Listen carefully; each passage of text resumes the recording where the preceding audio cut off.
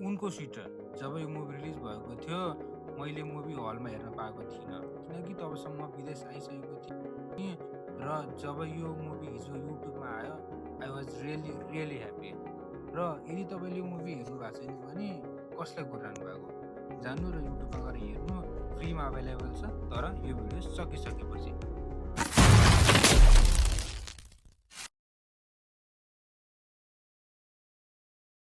यो मुभीको प्लटको कुरा गर्नु पर्दा हामी फलो गर्छौँ धरानीधर काफ्ले र फुल गुरुङको लभ स्टोरी।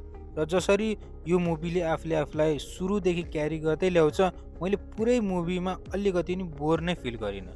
र अहिले जब यो मुभीको बारेमा सोच्छु म सबै पोजिटिभ कुराहरू मात्र याद आइरहेको छ दिमागमा, किनकि मोस्ट अफ द टाइम यो मुभी हेर्दाखेरि तपाईँहरूको मुखमा पनि एउटा मुस्कान रहिरहनेछ। मुभीको पोजिटिभ पोइन्टहरूको कुरा गर्ने हो भने काफ्लेको क्यारेक्टर, विपिन कार्की र मिरुना बिचको केमिस्ट्री, सब एक्टरहरूको पर्फर्मेन्स र यो मुभीमा सुनमा सुगन्ध छर्दिने यसको म्युजिक, बिजिएम त यसको एकदम स्मुदी थिँदै थियो। त्यो सँगसँगै सुजन चापागाईको आवाज, मतलब म्याजिसियन हो यार त्यो मान्छे। सुजन चापागाईले तपाईँलाई एकैछिनमा खुसी पारिदिन्छ भने एकैछिनमा तपाईँको मन भारी पारेर ल्याइदिन्छ।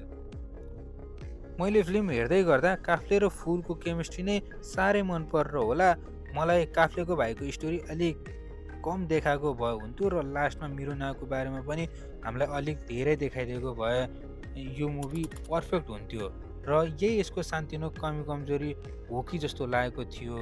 तर फिल्म हेरिसकेर जब म सुत्न खोज्दै थिएँ देन आई रियलाइज कि यो मुभी फुल र काफ्लेको लभ स्टोरी भन्दा पनि हाम्रो मेन क्यारेक्टरको लाइफ स्टोरीको बारेमा अलिक बढी हो, किनकि 90 to 95% टाइम हामीले फिल्ममा काफ्लेकै क्यारेक्टर देखिरहेको हुन्छौँ र उसकै थ्रुबाट इन्फर्मेसन रिसिभ गरिरहेको हुन्छौँ।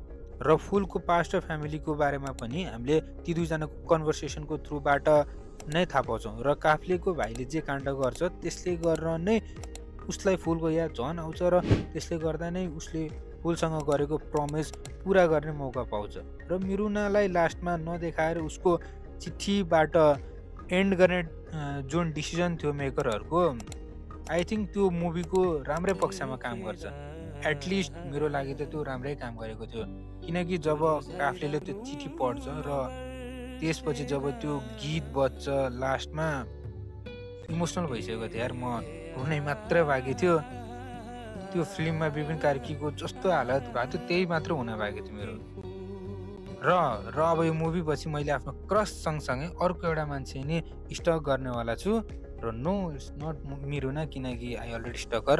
आइ एम टकिङ अबाउट यो मुभीको writer director mister Naveen Chauhan. Mister Chauhan, you have picked up my interest र अबदेखि तपाईँको अरू आउने प्रोजेक्टहरूको पर्खाइमा हुनेछौँ हामी।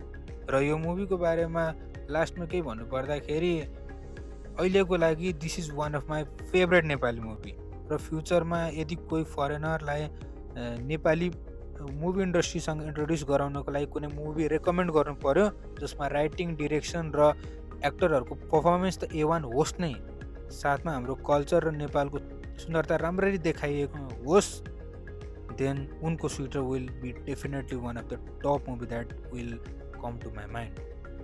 Thank you.